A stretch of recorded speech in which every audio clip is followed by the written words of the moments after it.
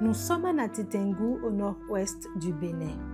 Ici, au cœur de la Takora, l'ONG Havre de Paix ouvre ses portes aux femmes qu'on a tenté de briser par diverses violences. Des femmes qui ont fui les coups, le rejet et l'insécurité pour se donner une nouvelle chance de se reconstruire.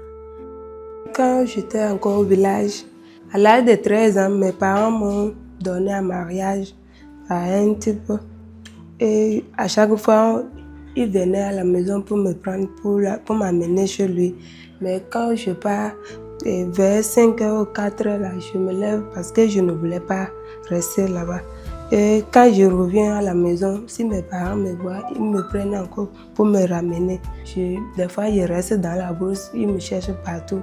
Donc, c'était comme ça pendant quelques moments. Quand j'ai appris qu'il y a Havre de Paix qui est là, qui défend les femmes, qui défend les jeunes filles. Et c'est là que je me suis approchée d'eux, ils m'ont bien accueilli, ils m'ont demandé, ils m'ont proposé plusieurs métiers. Et c'est là que j'ai dit, je veux faire la couture.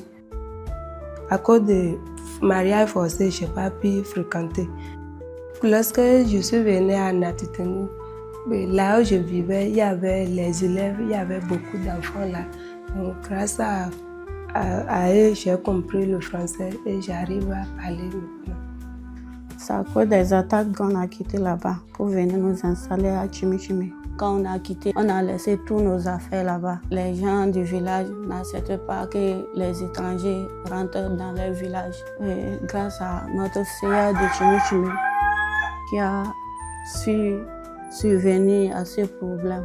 En communauté, des focus groups se font entre les femmes où elles essayent de discuter, de partager les expériences des unes des autres pour pouvoir apprendre l'une de l'autre. Et de notre expérience, nous pouvons dire que les femmes vivent presque les mêmes réalités, sauf qu'elles ont un plus au niveau de leur communauté à donner à d'autres communautés.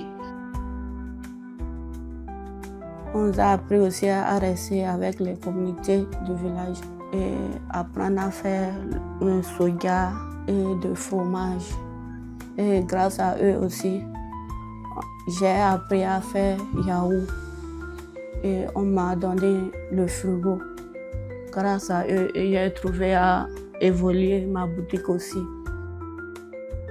Quand une femme a une activité dans sa communauté, elle est plus impliquée. Donc, on les amène à comprendre l'importance de l'autonomisation de la femme pour sa communauté. Parce qu'en travaillant, elle fait aussi valoir ce qu'elle sait faire. Bon, il y a aussi les femmes qui font des métiers dits d'hommes, comme la soudure, la menuiserie. Elles essayent de promouvoir aussi ce qu'elles savent faire. Se dire qu'il n'y a pas de limite. C'est pas parce que je suis une femme que je ne peux pas faire tel métier. Ma soeur, tu sais qu'avant là, je ne savais pas que je peux faire ce travail-là. Je me promenais à vendre les choses comme ça. Aujourd'hui, j'ai pu me retrouver dans l'apprentissage. Jusqu'à j'ai fini et j'ai pris mon diplôme. Et je sais faire quelque chose aujourd'hui. Ce que je fais aujourd'hui là, ça me réjouit beaucoup. Si on me demande ce que tu fais dans ta vie là, je peux dire que je suis sérigraphe. Et je peux conseiller les autres personnes qui ne font rien d'apprendre aussi un métier. Et toi, comment tu étais ton avant? Moi, j'allais souvent au champ pour aider les parents. Quand j'ai appris que l'ONG Havre de Paix a lancé la bourse pour les filles, je suis allée m'inscrire.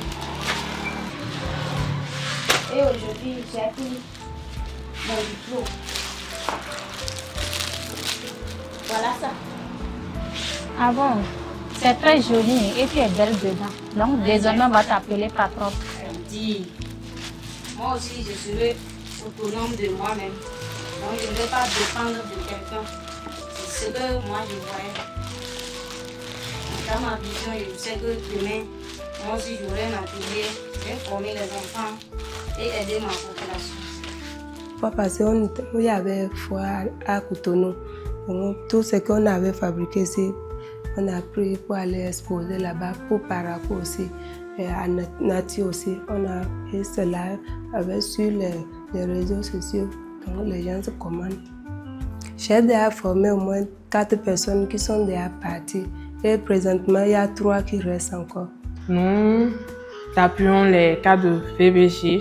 Quand nous recevons de ces cas-là, nous les orientons vers le PUPS et nous essayons de suivre de près le cas jusqu'à la fin. Donc, le psychologue accompagne pendant la période où la clinique mobile se déplace et lui, à son tour, il essaye d'écouter ces cas-là, de les suivre. Avant là, je ne connaissais rien, ce qu'on appelait VBG, et les fabrications des couches là, je ne connaissais rien de ça. Et comme on m'a invité, j'ai commencé à assister et j'ai appris beaucoup de choses.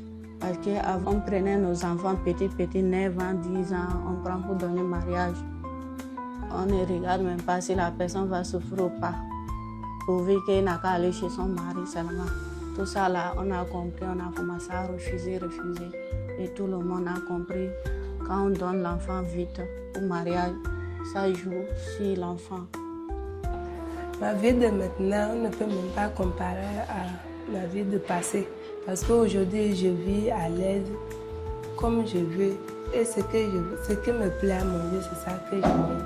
Et ce habit qui me plaît à porter, c'est ça que je porte. Ok, avant, des fois, même mes chaussures, même pour trouver là, c'était pas facile. En groupe, elles créent des espaces de protection, d'entraide et d'épanouissement. Elles ont connu l'obscurité, mais aujourd'hui, elles rallument la lumière. Pour elles, pour leur communauté et pour toutes les femmes. Désormais, plus rien ne les arrêtera.